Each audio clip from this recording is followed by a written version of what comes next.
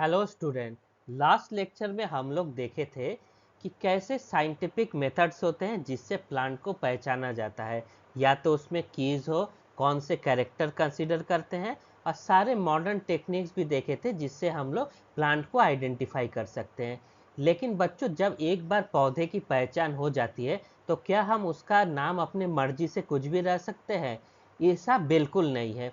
तो टेक्सोनॉमी में एक इम्पॉर्टेंट नियम होता है जिसका पालन करना होता है, जिसे क्या करते हैं, नॉमेनक्लेचर। तो बच्चों, हम लोग कंपोनेंट ऑफ टेक्सोनॉमी पढ़ रहे थे, उसमें पहला कंपोनेंट था आइडेंटिफिकेशन। आज दूसरे कंपोनेंट यानी नॉमेनक्लेचर को समझेंगे, क्या होता है इसको इंट्रोडक्शन में समझेंगे, और आगे जाके जो नॉमेनक्लेचर का पूरा फुल चैप्टर है उसमें और डिटेल में डिस्कस करेंगे। तो बच्चों, जरा सोचिए, अगर एक ही जीव को पूरी दुनिया में अलग अलग भाषाओं में अलग अलग नामों से पुकारा जाए तो क्या होगा?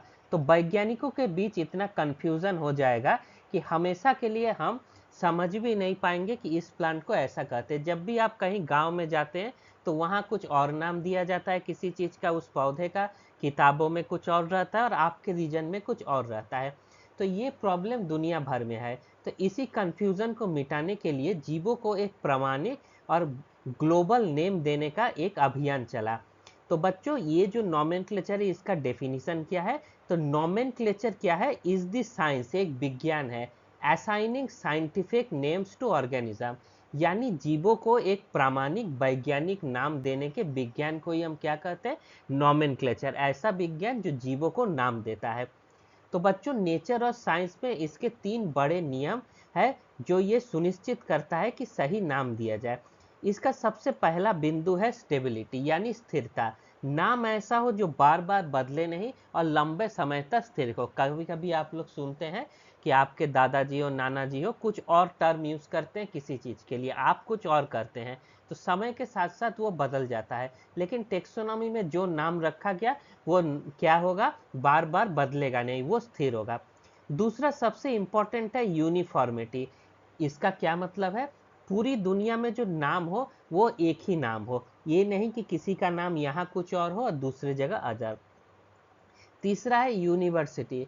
वो नाम ऐसा हो जो वैश्विक स्तर पर हर देश और हर भाषा में वैज्ञानिक द्वारा समान रूप से स्वीकार किया जाए। अगर चाइना में चले गए तब भी, जब भी जो आम है मैंगीफेरा इंडिका, उसको मैंगीफेरा इंडिका ही कहा जाएगा, उसका कोई दूसरा नेम नहीं होगा। तो बच्चों, अब सबसे बड़ा सवाल आता है कि नीड फॉर साइंटिफिक नेम, वैज्ञानिक नामों की आवश्यकता क्यों पड़ी? अब जो सबसे कॉमन काम क्या है, उदाहरण के लिए जैसे रोज का एग्जाम्पल लेते हैं। रोज को हम लोग क्या कहते हैं? हिंदी में गुलाब कहते हैं। तो ये नाम किसी एक प्रजाति को नहीं बल्कि गुलाब की अलग अलग प्रजातियों को, सबको दर्शाता है। अब सोचो, एक भारतीय गुलाब अलग है, विदेशों में भी अलग अलग तरह के रंगों के गुलाब आते हैं, अलग है। तो वैज्ञानिक आपस में कैसे बात करेंगे कौन सा गुलाब है? गुलाब कहने से तो काम नहीं चलेगा। इसी दुविधा को, और जो ये अनक्लियर है कि कौन क्या है, खत्म करने के लिए साइंटिफिक नेम्स किया गया। इसको कहा गया है साइंटिफिक नेम्स रिमूव एम्बिग्विटी। इसका क्या मतलब हुआ? जो दुविधा है कि इसका नाम यहाँ कुछ और है, आप अपने घर में चले जाइए, वहाँ कुछ पौधे को अलग नाम से कहा जाता है। आप बायोलॉजी में कुछ और पढ़ते हैं, आप कहीं दूसरे गांव में चला जाए, वहाँ कुछ और कहता है। तो ये तो लोकल है, लेकिन अगर साइंटिफिक स्टडी किया जाए तो ऐसा हम लोग नहीं कर सकते। तो इसको सबसे पहले किसने नोटिस किया? कैरोलस लीनियस ने। और इन्होंने एक बहुत इंपॉर्टेंट ये नाम दिया, क्या? Binomial nomenclature. इन्हें फादर ऑफ टेक्सोनॉमी भी कहा जाता है, आप लोग जरूर जानते होंगे। तो लिनियस साहब ने नियम बनाया कि इस धरती पर मौजूद प्रत्येक प्रजाति के पास अनिवार्य रूप से दो नाम या दो पद होने चाहिए। जैसे आजकल अनिवार्य हो गया है कि सबके पास आधार कार्ड होना चाहिए, उसी तरह प्लांट का आधार कार्ड क्या है? उसका बाइनोमियल नॉमेनक्लेचर, एटलीस्ट उसका नाम एक ही हो। और उस नाम में क्या होता है? पहले जीनस आता है या वंश का नाम, ये पहला पद होता है जो जीव के वंश को दर्शाता है। और दूसरा आता है स्पेसिफिक एपिथेट, यानी जाति संकेत पद।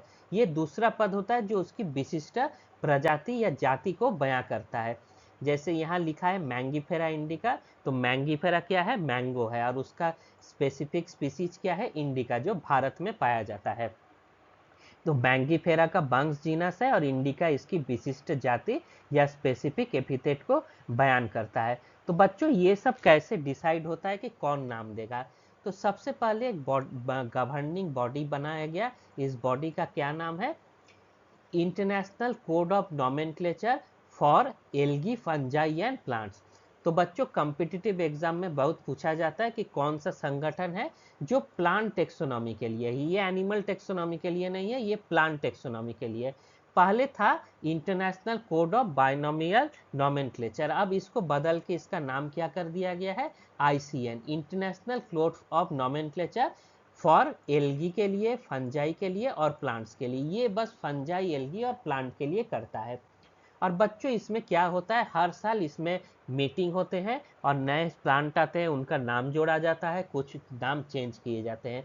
तो अभी एक कॉम्पिटिटिव एग्जाम में क्वेश्चन आ सकता है CUET PG में कि international code of nomenclature for algae fungi and plant अभी कौन सा करंट कोड अप्लाई किया है। तो लास्ट मीटिंग बच्चों मद्रिद में हुआ था 2005 में, सॉरी 2025 में।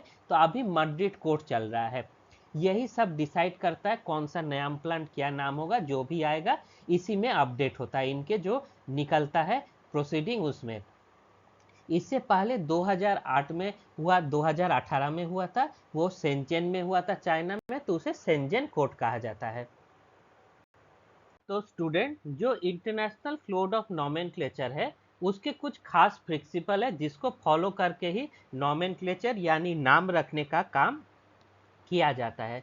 तो ये 6 बड़े महत्वपूर्ण सिद्धांत है, एक बार एक एक करके समझेंगे। सबसे पहला है इंडिपेंडेंस। इसका क्या मतलब हुआ कि जो पौधों के, प्लांट्स के नाम रखते हैं वो एनिमल के नाम से बिल्कुल अलग है। जो एनिमल्स का नाम है उसका नाम है ICZN, international code for zoological nomenclature. और प्लांट वाला पूरी तरह से फ्री है, उससे जंतुओं से हमें कोई मतलब नहीं है। दूसरा इंपॉर्टेंट पॉइंट है टाइपिफिकेशन। टाइपिफिकेशन का क्या मतलब हुआ? किसी भी नाम का हम लोग प्रयोग जो करते हैं उसका एक प्रूफ होना चाहिए। उसके लिए क्या हो चाहना चाहिए? एक स्पेसिमेन। किसी प्लांट को हम तभी नाम रख सकते हैं जब वो प्लांट हमारे पास हो, या तो उसका हर्बेरियम में हो या डिजिटल तरीके से हो, या लाइव प्लांट को कहीं बोटानिकल गार्डन में रखा जाए। तो बिना उसके टाइपिफिकेशन के ये नहीं हो सकता। इस टाइपिफिकेशन को बच्चों आगे हम लोग बहुत ज़्यादा डिटेल में पढ़ेंगे, काफ़ी इंपॉर्टेंट टॉपिक है। तीसरा है प्रायोरिटी। ये भी बहुत इंपॉर्टेंट पॉइंट है बच्चों, एग्जाम में पूछा जाता है। तो प्रायोरिटी एक नियम है। ये नियम क्या कहता है कि 1 मई 1753 से शुरू होकर जो नाम सबसे पहले वैध रूप से प्रकाशित हुआ वही सही माना जाएगा।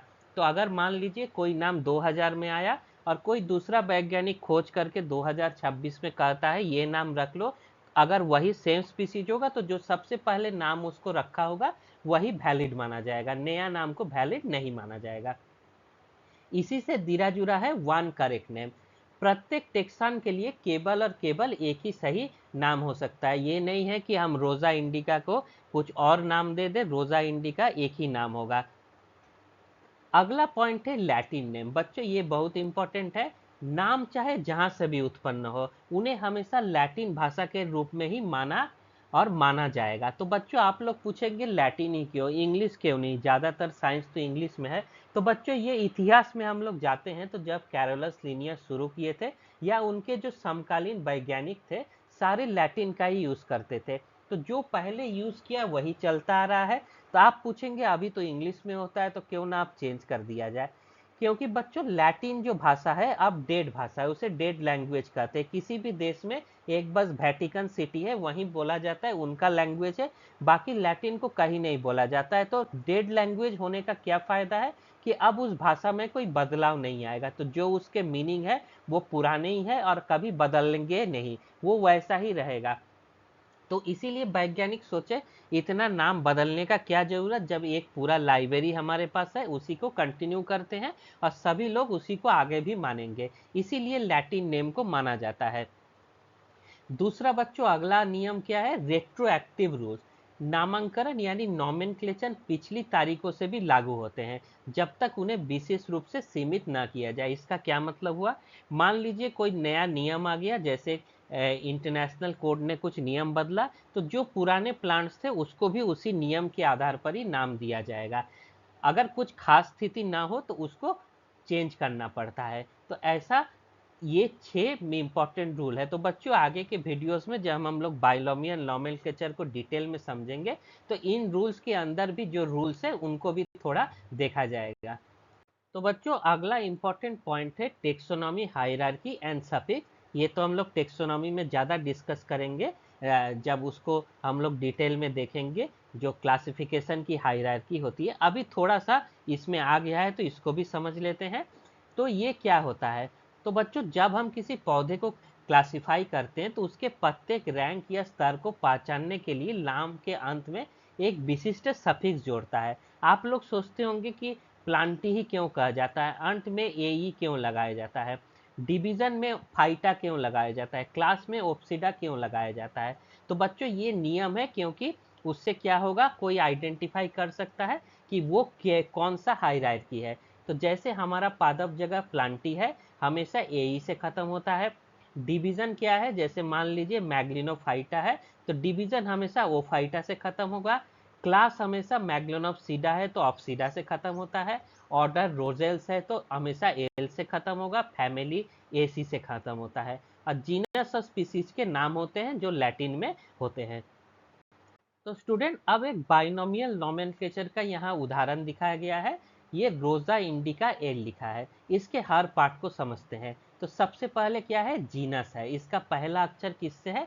कैपिटल से है। ये ध्यान रखना है, हमेशा कैपिटल से होगा पहला अक्षर और इटैलिक्स होगा। यहाँ इटैलिक्स में लिखा गया है। अगर हम लोग इटैलिक्स में नहीं लिखते हैं, टेढ़ा नहीं लिखते, सीधा लिखते हैं, तो कॉपी में हम लोग इसको क्या करते हैं, अंडरलाइन करते हैं। दूसरा जो अक्षर आता है उसको स्पेसिफिक एपिथेट कहते हैं। ये जाति पद है जो यहाँ क्या है, इंडिका है। इसको हमेशा लोअर केस, कैपिटल नहीं लोअर केस में लिखेगा। ये भी इटैलिक्स होगा, या कॉपी में लिखे तो इसको क्या करते हैं, अंडरलाइन करते हैं। तीसरा बहुत इंपॉर्टेंट बात है जो हम लोग ज़्यादा देखते नहीं है, लेकिन वैज्ञानिक भाषा में इसको भी लिखना बहुत जरूरी है। इसको कहते हैं ऑथर साइटेशन। ये बच्चों ध्यान से सुनिए, यहाँ क्या लिखा है, एल लिखा है। ये एल का क्या मतलब है? ये उस महान वैज्ञानिक का संक्षिप्त नाम है जिसने इस पौधे को पहली बार वैध रूप से नाम दिया या प्रकाशित किया। यहाँ एल का तात्पर्य कैरोलस लिनियस से है। ऐसे ही बच्चे जो साइंटिस्ट करते हैं उनका छोटा सा एक नाम यहाँ लिखा जाता है। ये लेखक का नाम कभी भी तिरछा नहीं होगा, ये भी ध्यान रखना है। इसको नॉर्मल सीधे अक्षरों में लिखते हैं और इसको अंडरलाइन भी नहीं करते, और इसके लास्ट में क्या करते हैं, एक बिंदी बना देते हैं। तो याद रखने का गोल्डन रूल क्या है, सबसे पहले जीनिस, फिर स्पेसिफिक एपिथेट जिसमें स्पीसीज आएगा, और फिर क्या है, ये पूरा वैज्ञानिक नाम आता है। बच्चों इसके साथ ही कुछ और इन्फॉर्मेशन है जो काफ़ी ज़रूरत है एक एग्जामिनेशन पॉइंट ऑफ व्यू से, कॉम्पिटिटिव एग्जाम में। वो क्या है, वो है इसमें जो हमारे स्पीसीज है उससे भी कुछ लोअर कैटेगरी होती है, उसको क्या कहते हैं, इसमें एक टर्म आया है सिनोनिम्स एंड प्रायोरिटी। तो बच्चों मान लो एक ही गुलाब के दो नाम प्रकाशित हुए। एक का नाम क्या है, रोजा इंडिका, जो 1753 में प्रकाशित हुआ। दूसरा नाम रोजा इंडिका वेरिगेटा है जो बाद में आया। तो जो प्राथमिकता का नियम था, अभी हम लोग बता रहे थे, उस नियम के अनुसार पुराना नेम वाला ही क्या होगा, हमेशा माना जाएगा। इसको क्या किया जाएगा, इसको माना नहीं जाएगा। इसको क्या किया जाएगा, इसका सिनोनिम्स है, जैसे पर्यायवाची शब्द होते हैं, इसको सिनोनिम माना जाएगा। उसके बाद बच्चों आता है इंट्रा स्पेसिफिक नेम। जब हम जाति से भी नीचे स्तर पर जाते हैं तो तीन नए पद आते हैं। एक होता है सब स्पीसीज, जैसे यहाँ लिखा है रोजा इंडिका सब स्पीसीज ओडोराता। फिर क्या आता है वैरायटी, जैसे रोडा इंडिका वैरायटी प्लीना। फिर क्या आता है फॉर्म, रोजा इंडिका फॉर्म वेरिगेटा। ये फॉर्म के लिए एफ है, वैरायटी के लिए वी आर है, और S U B S P किसके लिए है, सब स्पीसीज। तो बच्चों आप पूछेंगे अब जीनस स्पीसीज के बाद ये सब क्या है। तो बच्चों सब स्पीसीज क्या होता है, ये प्रजाति का सबसे बड़ा और महत्वपूर्ण विभाजन है। इसका क्या कारण होता है, बच्चों जैसे कोई भी जीव होता है एक विशेष इलाके में रहने के कारण वो अलग दिखते हैं। तो जैसे कोई फ्लावर है वो उसी एरिया पे पाया जाता है, लेकिन थोड़ा सा उसका कलर हल्का हो गया, तो उसको क्या कहते हैं, उसका सब स्पीसीज है तो वही स्पीसीज, लेकिन उसके कलर अलग हो गया। मान लीजिए लाल फूल था, उसमें क्या होगा, पिंक हो गया, थोड़ा सा बदलाव आ गया, तब तो आप लोग कहेंगे ये दोनों अलग है। तो अलग कैसे है, ये सब स्पीसीज है, बाकी जेनेटिकली सेम है। ये कभी कभी जियोग्राफिकल आइसोलेशन से होता है, कुछ जगह बदल जाए तब ऐसा होता है। जैसे मान लीजिए कोई प्लांट हिमालयन रीजन से है, वो थोड़ा सा शिफ्ट होके ये उत्तराखंड की तरफ आ गया, तो इस तरह सब स्पीसीज बनते हैं। दूसरा क्या है, वैरायटी है। ये सब स्पीसीज से छोटा वर्गीकरण है जो मुख्य रूप से पौधों में ही उपयोग होता है। इसके अंतर का क्या कारण होता है, कुछ छोटे रूप में अंतर, जैसे फल या पत्ती का आकार, मानिए थोड़ा फल का आकार छोटा हो गया या पत्ती थोड़ी छोटी हो गई, तो जो एक ही इलाकों में मिल सकता है। अगर आप एक ही जगह जाए तो कुछ पौधों में आप उसकी बड़ी पत्तियां देखेंगे, कुछ में छोटी, तो स्पीसीज तो वही है, तो इसमें तब हम लोग क्या कहते हैं, ये उसी का एक वैरायटी हो गया। तो वैज्ञानिक नाम के बीच VAR लिखा जाता है। जैसे फेमस उदाहरण है ब्रेसिका ओलिरेसी वैरायटी कैपिटाटा। तीसरा आता है फ्रॉम। ये वर्गीकरण का बच्चों सबसे छोटा और बुनियादी स्तर है। अंतर का कारण क्या है, केवल एक साधारण अंतर होता है, जैसे फूलों का रंग अलग होना। जैसे एक ही पौधों में अचानक से सफेद फूल आने लगे, तो इसमें वैज्ञानिक रूप से F लिख देते हैं। तो कैसे इन तीनों को याद रखना जाए, सब स्पीसीज कब होता है, जब अलग क्षेत्र, मान लीजिए एक पहाड़ी इलाके से थोड़ा सा वो ग्रासलैंड की तरफ आ गया, बड़ा शारीरिक बदलाव दिखेगा।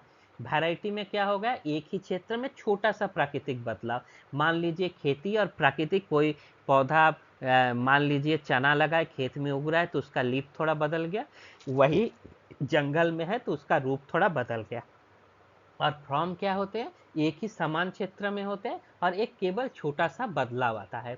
बच्चों अगला होता है कल्टीवार नेम। आप लोग सुनते हैं खेती में आज राइस का नया वैरायटी आ गया, व्हीट के 100 वैरायटी आ गए, तो इनका नाम कैसे रखा जाएगा था। तो बच्चों जो कल्टीवार्स होते हैं, जो बगीचे में उगाई जाती है या नर्सरी में के खेतों की जाती है, इनका इनका अलग नॉमेनक्लेचर है। इनके नॉमेनक्लेचर को क्या कहते हैं, international flowed of nomenclature for cultivated plant. तो इन्हें हमेशा सीधे एकल उदाहरण यानी सिंगल कोट से सिंगल कोट के भीतर बंद करके लिखा जाता है। जैसे यहाँ रोजा इंडिका का कोई कल्टीवेटेड बनाया गया और उसका नाम रखा गया पीस, तो पीस क्या है, इसका कल्टीवार नेम है। तो स्टूडेंट अभी तक जो हमने सीखा उसको एक बार रिवाइज कर लेते हैं।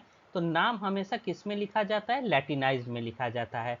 पहले रोजा, फिर स्पीसीज, पहले मैंगीफेरा, फिर इंडिका, और ये यूनिवर्सल होता है। इसका क्रेडिट किसको जाता है, कैरोलस निलियस को।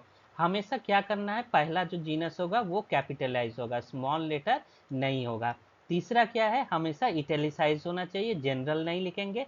जनरल लिखना है तो नीचे ऐसे अंडरलाइन बना देंगे। इसको कौन करता है, international code of nomenclature for algae fungi and plant, जो हमेशा इंटरनेशनल बोटेनिकल कांग्रेस रखता है। इंपॉर्टेंस क्या है नॉमेनक्लेचर के, ये हमेशा यूनिवर्सल है, कोई कंफ्यूजन नहीं हो, इसी वजह से साइंटिफिक डॉक्यूमेंटेशन होना जरूरी है। और बायोडाइवर्सिटी मैनेजमेंट के लिए सही नाम जानना जरूरी है। इसके साथ ही बच्चों तीन अलग पॉइंट है जिसको हम लोग थोड़ा और डिटेल में समझेंगे। पहला होता है ऑथर साइटेशन। ऑथर साइटेशन का क्या मतलब होता है, जिस वैज्ञानिक ने उस पौधे की सबसे पहले खोज की उसका नाम संक्षिप्त में दिया जाए। जैसे लिनियस ने किया था तो उसके लिए हम लोग लास्ट में एल लिखते हैं, और ये रोमन में होता है, इटैलिक्स में नहीं होता। एक बच्चों आता है रिवीजन। यदि किसी प्रजाति को बाद में किसी दूसरे वंश में स्थानांतरित या ट्रांसफर किया जाए तो मूल खोलकर्ता का नाम क्या हो जाता है, ब्रैकेट में लिखा जाता है। जो यहाँ देख सकते हैं, अब लिनियस को क्या कर दिया, ब्रैकेट में दिखाया गया, क्योंकि ये ट्रांसफर हो चुका है, जो पहले दिए थे उससे बदलाव आ चुका है। एक और चीज जानना जरूरी है बच्चों, एब्रीविएशन एंड लेटर यूज। जब आप पहले कहीं लिख रहे हो, या तो आप अपने क्वेश्चन में या रिसर्च पेपर में मोस्टली ये यूज़ होता है, जब आप पहली बार उस पौधे का नाम लिखोगे तो उसमें जीनस और स्पीसीज दोनों का नाम लिखा जाता है। अगर बाद में सेम पौधे को लिख रहे हैं, वही जीनस स्पीसीज है, तो मैंगीफेरा ना लिख के उसको शॉर्ट में एम और उसके बाद क्या कर देते हैं, एक डॉट लगा देते हैं। अगर मल्टीपल स्पीसीज हो, जैसे मान लीजिए आप मैंगीफेरा के कई स्पीसीज की बात कर रहे हो, तो क्या करते हैं उसमें SPP डॉट लगा देते हैं, इतना उससे किसी को भी समझ में आ जा रहा है कि आप मैंगीफेरा के कई स्पीसीज की बात कर रहे हैं। अगर मान लीजिए जो हम लोग के केस में बहुत ज़्यादा स्टूडेंट के साथ होता है कि हमें स्पीसीज पता नहीं होता, तो हम लोग क्या करेंगे, बस मैंगीफेरा फिर उसके बाद SP डॉट लगा देंगे। मतलब इसका क्या मतलब है, अनस्पेसिफाइड है, मतलब उसका स्पीसीज हम लोग को याद नहीं है। तो इसमें आप SP डॉट लगा दे तो काम आपका चल जाएगा। तो बच्चों इसको कौन संभालता है, हम लोग पहले भी बात की है, पहले इंटरनेशनल कोड ऑफ नॉमेनक्लेचर होता था, बायनोमियल नॉमेनक्लेचर, अब इसको international code for nomenclature for algae fungi plant है, और ये इंटरनेशनली रिकॉग्नाइज्ड है। तो बच्चों इसी के साथ ये हमारा नॉमेनक्लेचर जो कंपोनेंट ऑफ टेक्सोनॉमी का दूसरा पार्ट था। अब नेक्स्ट पार्ट में हम लोग टेक्सोनॉमी के हायरार्की को और क्लासिफिकेशन को समझेंगे।